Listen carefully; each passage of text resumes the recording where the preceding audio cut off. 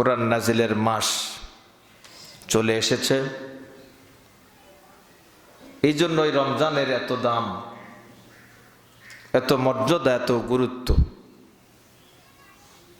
তো আল্লাহ রাব্বুল আলামিন এই রমজান সংক্রান্ত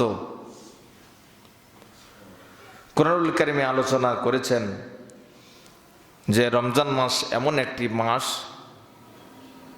এটা হলো কোরআন নাজিলের মাস। বলি সুবহানাল্লাহ।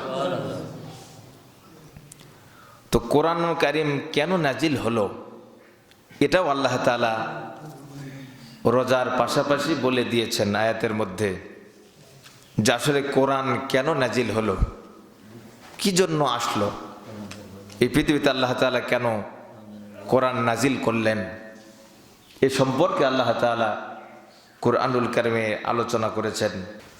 আল্লাহ রাব্বুল আলামিন বলেন,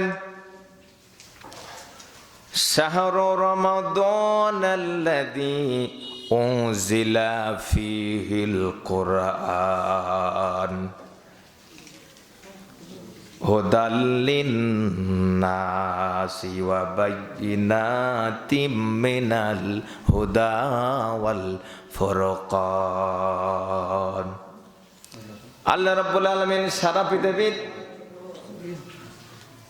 মানব এবং জিন জাতির উদ্দেশ্যে আল্লাহ তাআলা বর্ণনা করেন, উপদেশ দেন, নসিহত করেন। আল্লাহ বলেন শাহরু রমজান, ও রমজান মাস এমন একটা মাস, উনজিলা ফীহিল কুরআন, রমজান মাস এমন একটি মাস যে মাসে আমি আল্লাহ রাব্বুল আলামিন কোরআন অবতীর্ণ করেছি। আল্লাহ তাআলা ইচ্ছা করলে অন্য মাসে অবতীর্ণ করতে পারত। 12টা মাসের মধ্যে আল্লাহ তাআলা রমজান মাসে এই কোরআন অবতীর্ণ করলেন।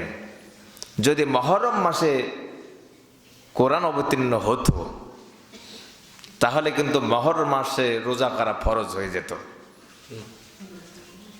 যদি সফর মাসে কোরআন নাজিল হতো তাহলে সফর মাসেই আল্লাহ রোজা ফরজ করতেন, যে 30টা রোজা রাখতে হবে।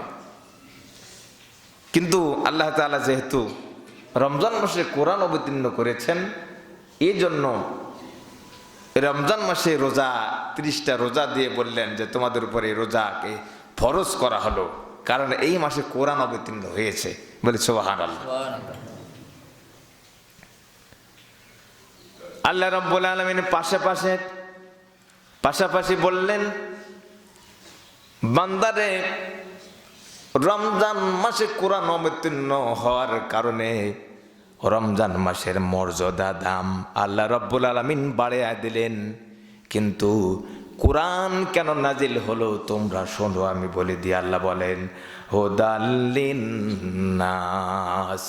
আল্লাহ বললেন প্রথমত আমি কোরআন অবতীর্ণ করেছি 2টা কারণে। হুদাল লিন্নাস, আমি গোটা মানব জাতিকে হেদায়েতের জন্য আমি কোরআন অবতীর্ণ করেছি।